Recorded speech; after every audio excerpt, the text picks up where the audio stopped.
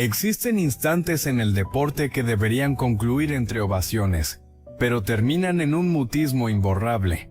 Atletas que segundos antes peleaban por el triunfo jamás imaginaron que estaban viviendo sus últimos momentos. Algunos cayeron frente a multitudes, otros aparentaban estar a salvo. Lo más desgarrador es que nadie pudo prevenir lo que sobrevino. Hank Gathers. Nadie previó que una de las jugadas más festejadas de aquella noche estuviera a punto de convertirse en el inicio de una despedida. Hank Gathers tenía apenas 23 años, y sobre la cancha irradiaba una energía difícil de contener. Loyola Marymount jugaba a toda velocidad y él parecía hecho exactamente para ese ritmo. Corría, anotaba, dominaba los rebotes y emergía una y otra vez donde su equipo lo requería. El público veía a un joven atleta en plena exhibición de talento. Lo que nadie podía percibir era que tras aquella fortaleza existía un problema silencioso capaz de transformarlo todo en cuestión de segundos. El 4 de marzo de 1990, en el Hearst Pavilion de Los Ángeles, el partido transcurría con la intensidad habitual. Entonces llegó una acción que parecía destinada únicamente a los mejores momentos de la velada. Un pase elevado encontró a Hairston cerca del aro. Saltó, recibió el balón en el aire y culminó la jugada con una potente clavada. Las gradas estallaron. Por un instante todo fue celebración. Hank aterrizó y comenzó a retroceder hacia la defensa como tantas otras ocasiones. Dio algunos pasos y algo se quebró. Sin un choque que justificara lo sucedido, su cuerpo dejó de responder y se desplomó sobre la cancha. La alegría se desvaneció casi de inmediato. Durante unos momentos reinó la confusión. Gathers era conocido también por su personalidad juguetona, así que algunos no comprendieron de inmediato la gravedad de la situación, pero Hank no se levantó. Sus compañeros se aproximaron. Los entrenadores corrieron hacia él y el bullicio del pabellón fue reemplazado por una inquietud difícil de describir. Segundos antes, miles de personas celebraban una gran jugada. Ahora observaban en silencio mientras el personal médico intentaba auxiliar al mismo joven que acababan de ovacionar. El partido dejó de importar. Ya no había marcador, rival ni siguiente posesión. Solo una pregunta recorría el recinto. ¿Qué estaba sucediendo? Los paramédicos continuaron los esfuerzos de emergencia y Gathers fue trasladado rápidamente al hospital. Sin embargo, menos de una hora después llegó la noticia que nadie quería oír. Hank Gathers había fallecido.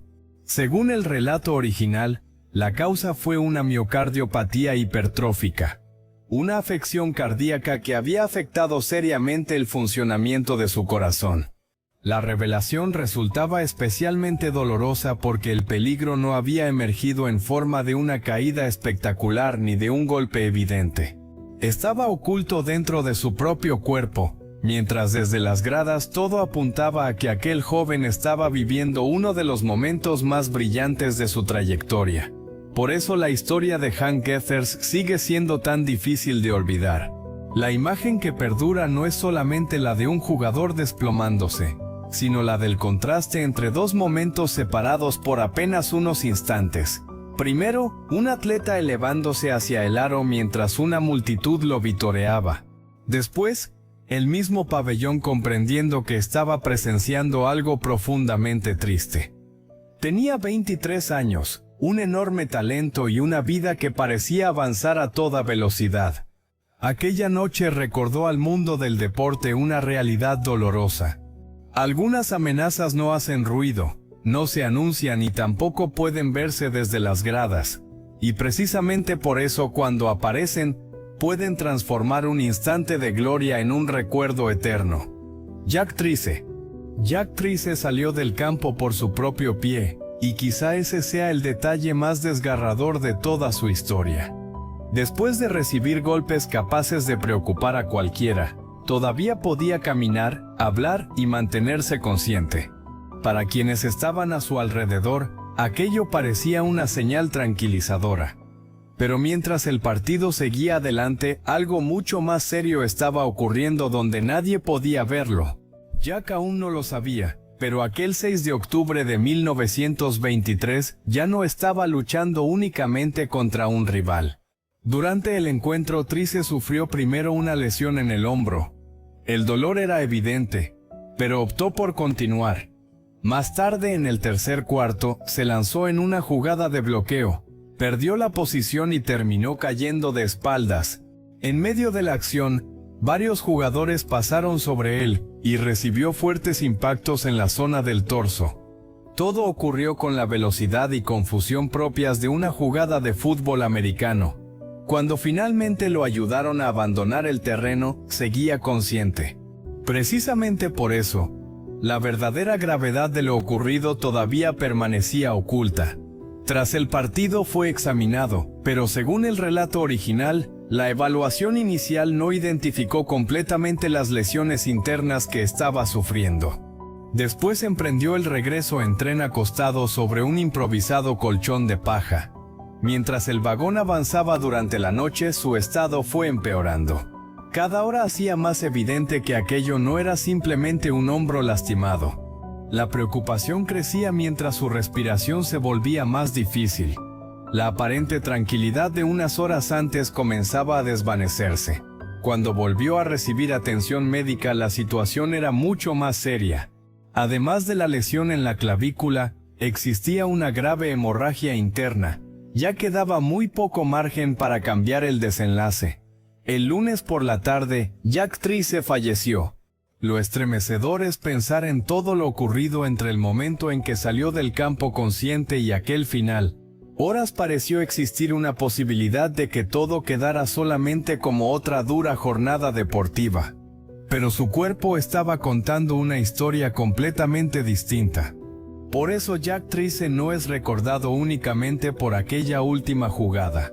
Su historia permanece por esa dolorosa contradicción. Un joven capaz de levantarse después del impacto, mientras una lesión invisible avanzaba silenciosamente. No hubo una despedida bajo las luces del estadio, ni un instante en el que todos comprendieran inmediatamente lo que estaba sucediendo. Hubo incertidumbre, horas decisivas y una esperanza que terminó desvaneciéndose. Y quizá eso sea lo que más conmueve. Cuando Jack abandonó aquel campo, muchos pudieron pensar que lo peor ya había pasado, cuando en realidad todavía estaba por llegar. Por favor, deja un comentario para hacernos saber a qué hora lo estás viendo. Philip Hughes. Nadie imaginó que una pelota aparentemente común encontraría un espacio tan pequeño que terminaría cambiándolo todo. Philip Hughes tenía 25 años, y aquella jornada hacía lo que había hecho incontables veces: colocarse frente al lanzador, observar la trayectoria y decidir en una fracción de segundo cómo responder. Era un jugador internacional acostumbrado a la velocidad y a la presión. Sin embargo, el 25 de noviembre de 2014 en el Sydney Cricket Ground, una acción habitual terminó convirtiéndose en uno de los recuerdos más dolorosos del cricket. El partido avanzaba con normalidad hasta que llegó aquel lanzamiento. La pelota se elevó hacia Hughes y él preparó su movimiento para responder, pero la trayectoria terminó siendo distinta a la que esperaba. En lugar de encontrar plenamente la protección del casco, la pelota alcanzó una pequeña zona del lado izquierdo del cuello, justo debajo de este. No hubo una escena que permitiera comprender inmediatamente la gravedad de lo sucedido. Philip permaneció de pie durante unos instantes e incluso alcanzó a dar algunos pasos. Parecía existir la posibilidad de que todo quedara solamente en un fuerte susto. Entonces cayó sobre el terreno. En segundos el ambiente cambió. Los jugadores dejaron de pensar en el partido, y el personal médico corrió hacia él. Lo que desde fuera había parecido un impacto localizado, escondía una situación mucho más grave. Según el relato original, la pelota había provocado una lesión en la arteria vertebral que produjo una hemorragia cerebral. Hughes trasladado de urgencia al hospital, donde los médicos intentaron controlar las consecuencias de aquella lesión. De pronto, un estadio preparado para competir se había convertido en el escenario de una espera angustiante. Durante 2 días permaneció la esperanza. Pero el 27 de noviembre llegó la noticia que nadie quería recibir. Philip Hughes había fallecido. Tenía apenas 25 años. Lo más difícil de asimilar era que no había ocurrido durante una acción extraordinaria ni ante una situación que a simple vista pareciera destinada a terminar de aquella manera. Todo dependió de centímetros, de un punto vulnerable que la protección disponible en ese momento no consiguió cubrir y de un instante imposible de recuperar.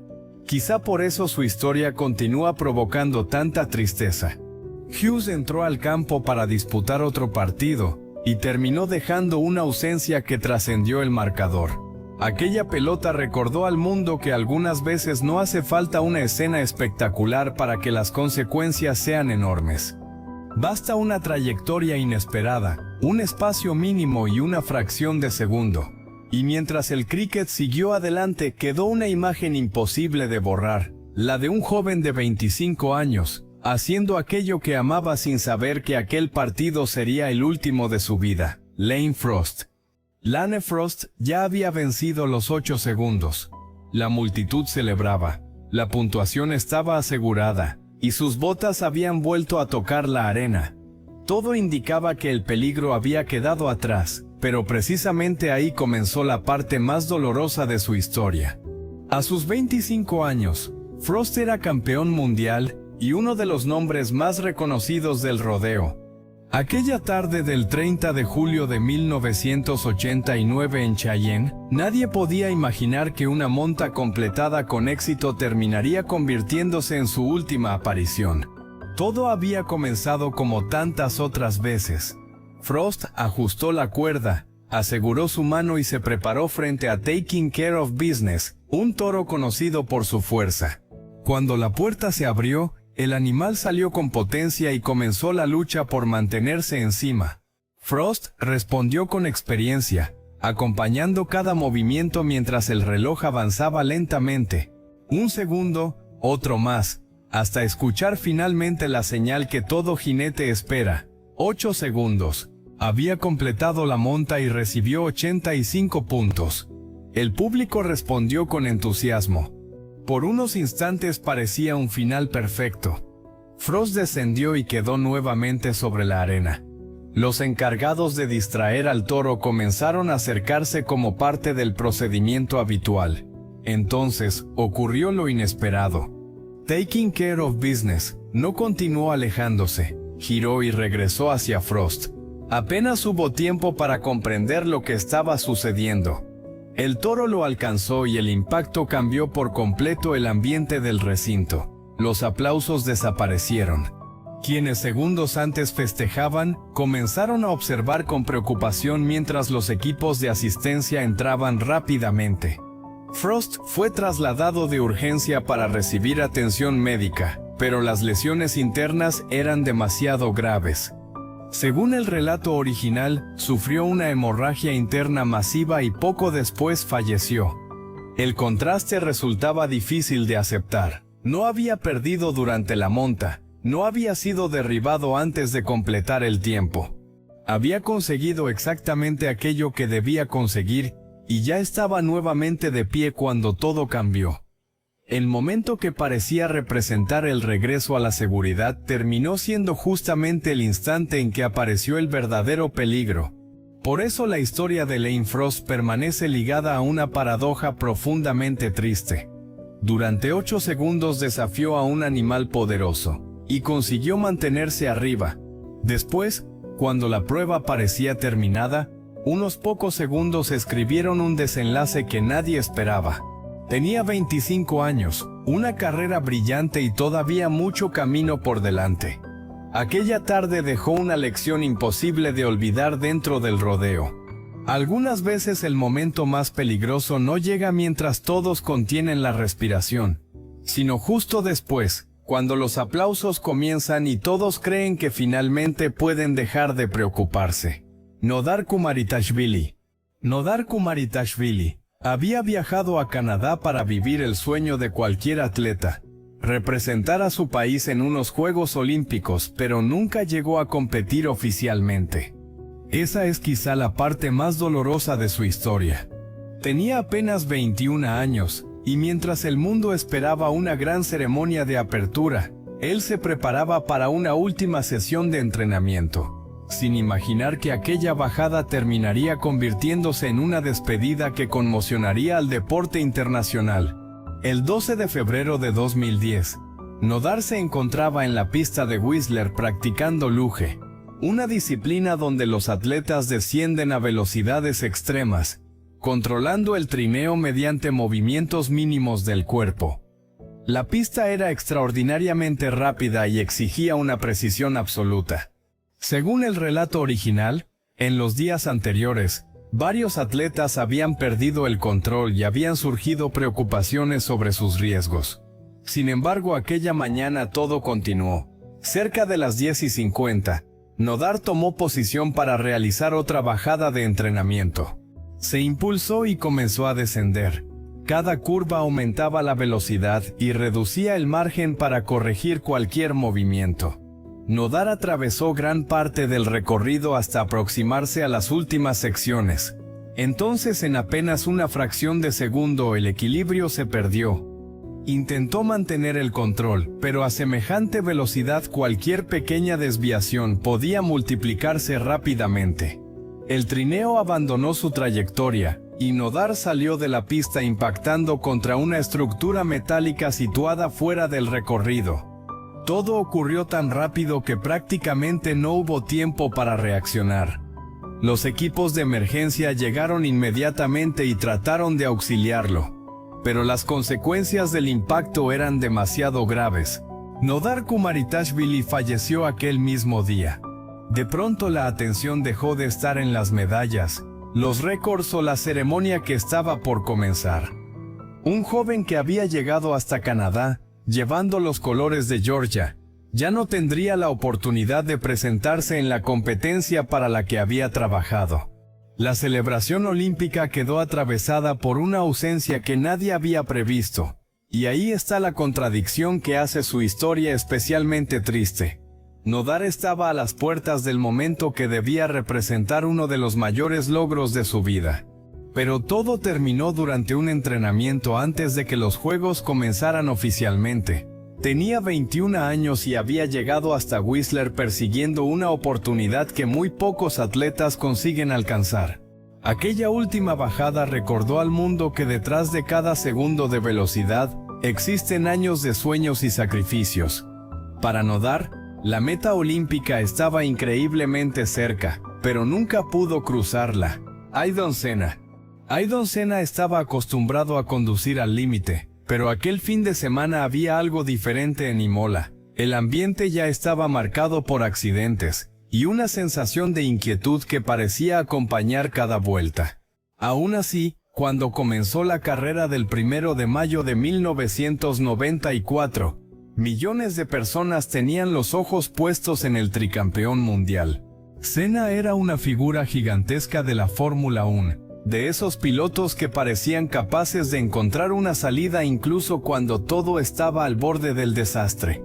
Nadie quería imaginar que aquella sería la última vez que lo verían liderar una carrera. El inicio estuvo lleno de tensión. Hubo incidentes.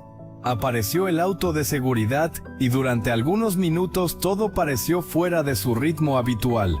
Después la competencia volvió a tomar velocidad. Senna estaba adelante.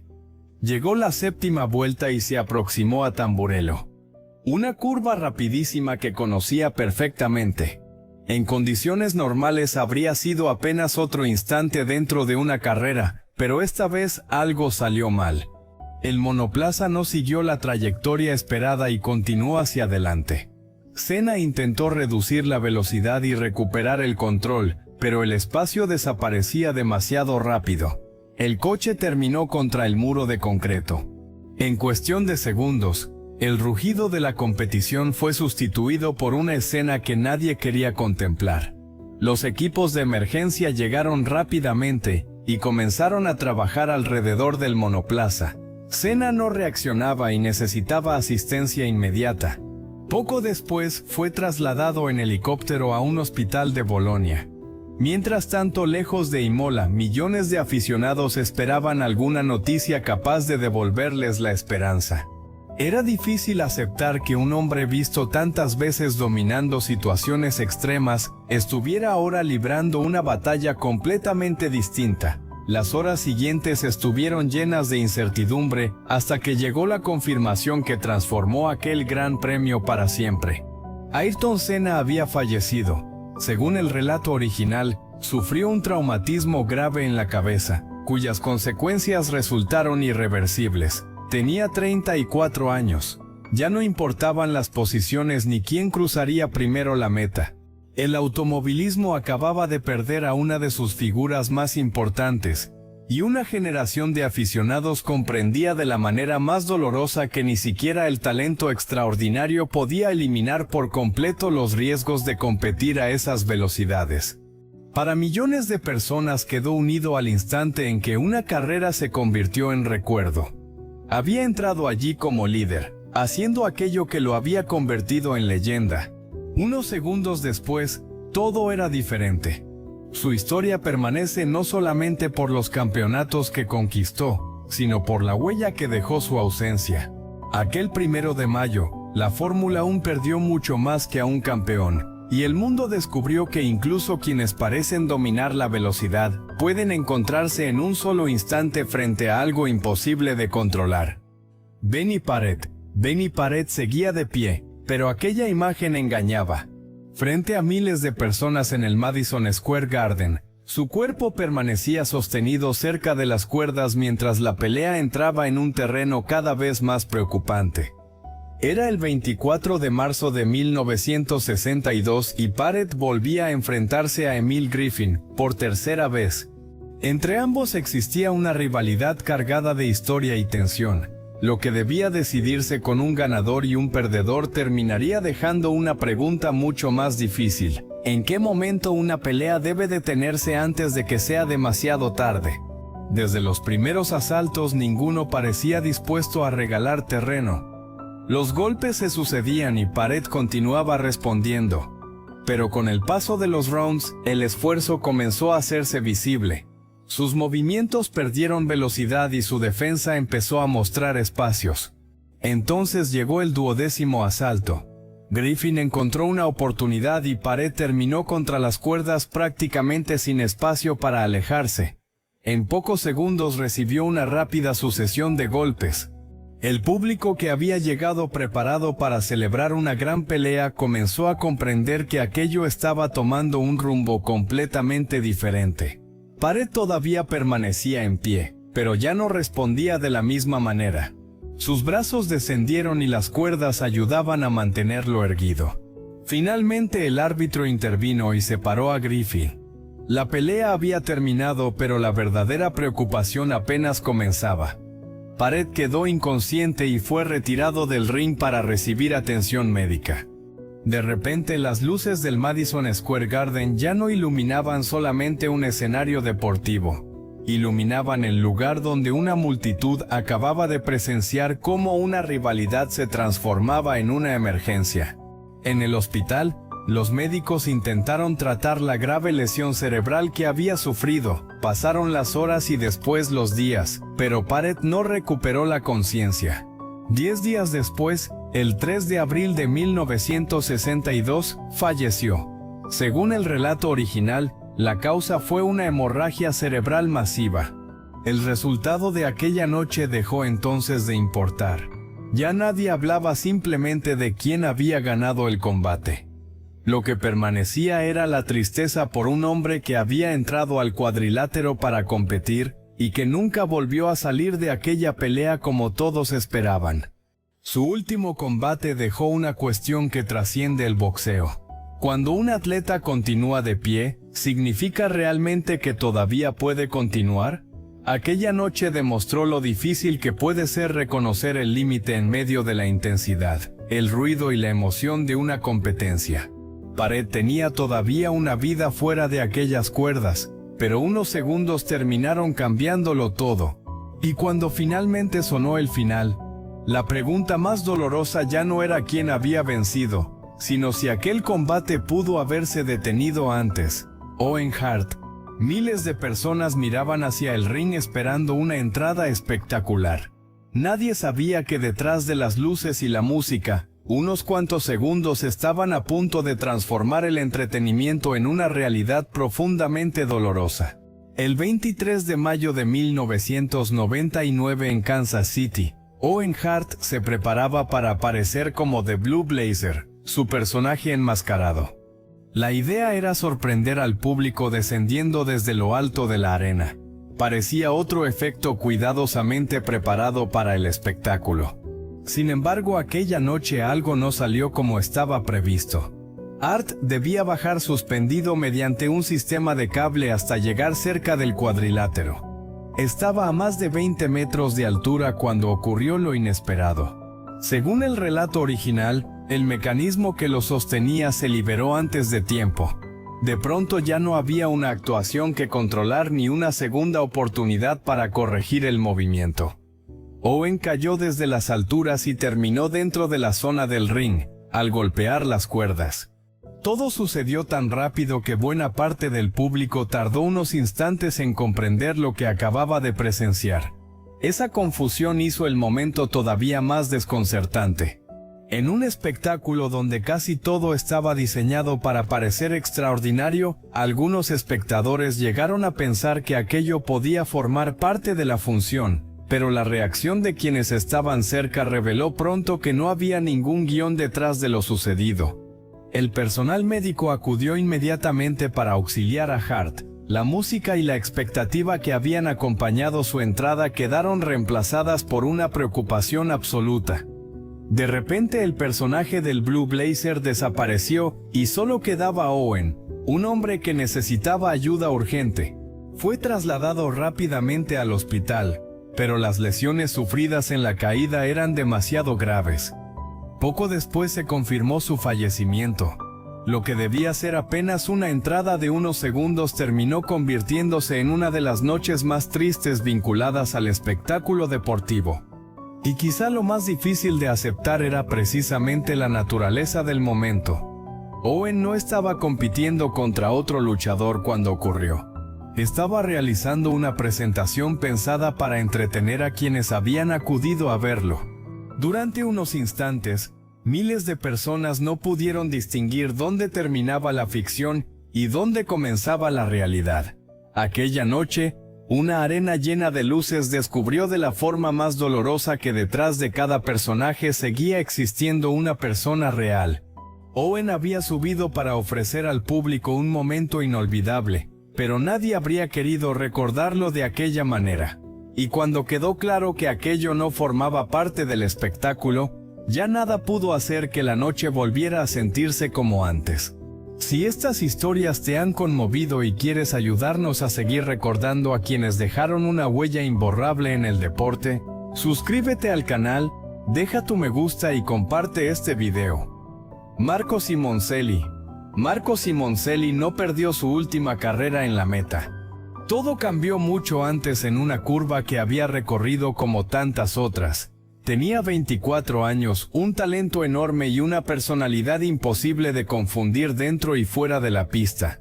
El 23 de octubre de 2011 en Sepang, Malasia, el piloto italiano tomó la salida de MotoGP rodeado por el rugido habitual de los motores. Nada parecía anunciar que apenas 2 vueltas después, una situación que inicialmente podía parecer recuperable, terminaría convirtiéndose en una despedida que marcaría al motociclismo. La carrera apenas comenzaba cuando Simoncelli llegó a la curva 11, inclinó la motocicleta buscando su trayectoria. Pero el neumático trasero perdió adherencia, y la moto comenzó a deslizarse. En ese primer instante todavía parecía uno de esos momentos extremos que los pilotos profesionales intentan salvar por reflejo y experiencia. Marco luchó por recuperar el control. Sin embargo, ocurrió lo inesperado. En lugar de continuar hacia el exterior de la pista, su trayectoria lo llevó nuevamente hacia el centro, justo donde se aproximaban otros competidores a gran velocidad. Detrás venían Colin Edwards y Valentino Rossi. La distancia se redujo tan rápido que prácticamente no existió margen para evitar el encuentro. En cuestión de segundos se produjo el impacto y la carrera dejó inmediatamente de ser importante. La prueba fue detenida mientras los equipos médicos acudían para atender a Simoncelli. El joven que poco antes estaba luchando por posiciones, ahora necesitaba asistencia urgente. Para compañeros, aficionados y quienes seguían la transmisión, aquellos minutos se transformaron en una espera cargada de incertidumbre. Marco fue trasladado al centro médico del circuito donde continuaron los esfuerzos por auxiliarlo. Sin embargo, las lesiones sufridas eran extremadamente graves y poco después se confirmó su fallecimiento. Según el relato original, había sufrido traumatismos severos en la cabeza, el cuello y el pecho. Tenía solo 24 años.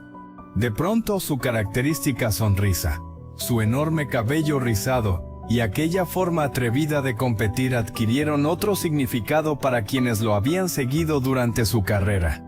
Y quizá ahí se encuentre lo más estremecedor de su historia. El primer deslizamiento no parecía necesariamente el final. Fue lo ocurrido inmediatamente después, lo que eliminó cualquier margen de reacción.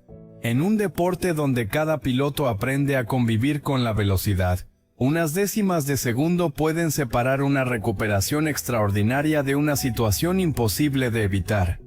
Marco Simoncelli salió aquella tarde dispuesto a competir como siempre, sin saber que la segunda vuelta sería la última. Desde entonces, Sepang conserva un recuerdo doloroso, el de un joven piloto cuya carrera avanzaba a toda velocidad hasta que el tiempo de repente dejó de estar de su lado. Marc-Vivien Foé. No hubo una entrada violenta, ningún choque alarmante, ni una jugada que hiciera pensar en peligro. Marc-Vivien Foé simplemente estaba haciendo lo que había hecho durante años, correr detrás de un balón, y quizá por eso su historia resulta tan difícil de comprender. El 26 de junio de 2003, Camerún disputaba contra Colombia una semifinal internacional en Lyon. Foé tenía 28 años de experiencia en el fútbol europeo y una presencia física que transmitía fortaleza. Aquella noche parecía estar viviendo otro partido importante.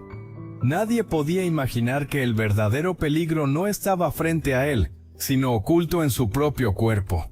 El encuentro avanzó con absoluta normalidad. Foé recorría el medio campo, recuperaba balones, cubría espacios y acompañaba a sus compañeros. No existía una señal evidente de que algo estuviera a punto de cambiar hasta que llegó el minuto 72.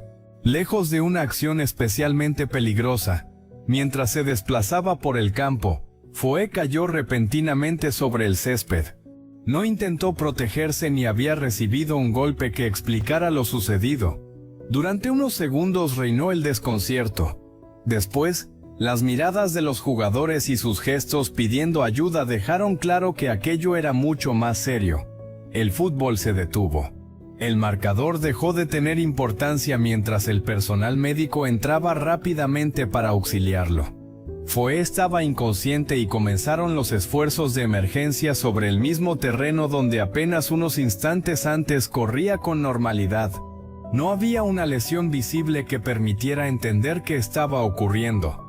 Solo existía una lucha contra algo silencioso escondido dentro de su organismo. Foé fue trasladado para continuar recibiendo asistencia mientras compañeros y aficionados esperaban una explicación que todavía no llegaba. Aproximadamente 45 minutos después, según el relato original, Marc-Vivien Foé fue declarado muerto. La causa señalada fue una miocardiopatía hipertrófica, una afección cardíaca que puede permanecer sin manifestaciones evidentes hasta provocar una emergencia repentina. La noticia resultaba difícil de aceptar precisamente porque no había existido ese instante espectacular que normalmente asociamos con el peligro deportivo. Un momento Foé estaba participando en una semifinal. Poco después todo había cambiado de una manera irreversible. Marc-Vivien Foé no cayó después de una dura entrada ni mientras disputaba un balón especialmente arriesgado. Cayó en medio de algo aparentemente cotidiano mientras hacía aquello que había formado parte de su vida durante años. Tenía 28 años y todavía parecía tener mucho fútbol por delante. Aquella noche dejó una imagen difícil de olvidar y una verdad todavía más inquietante. No todos los peligros pueden verse venir. Algunos no hacen ruido, no muestran señales claras y permanecen ocultos, hasta que en apenas unos segundos todo lo que parecía normal deja de serlo.